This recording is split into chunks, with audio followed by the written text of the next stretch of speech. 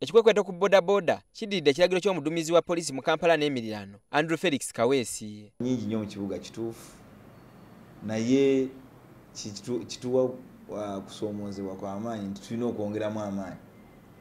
Kusoomoozebwa kubanga bangi ate n'abatrafiki baffe si be bamala, tewaliwo n'ebidduka ebirala naye tuteeka okutandika. Amateeka gafulumiziddwa galagira nti wa bodaboda n'asangibwa ng'atisse akabindo waakuwa engassi ya mitwalo 2 avuga nga tagoberera amateeka waakutanzibwa emitwalo 4 atalina lukusa kuweeka abasaabaze wa mitwalo 4 olwavuga pikipiki eri mu mbeera embi aweesebwa emitwalo 5. Okuvuga pikipiki nga tolina pamiti engassi ya mitwalo 4 ate taliiko yinsuwa omugoba waakutanzibwa emitwalo 4.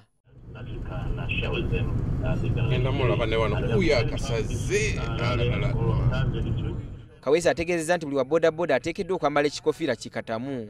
Nga ffe enkola eyaffe teri mu byabufuzi, teri mu na byabufuzi agaa nti keera okwate ba bodaboda, naye nze kye mmanyi batera nnyo okwagala okubayita abalonzi baabwe.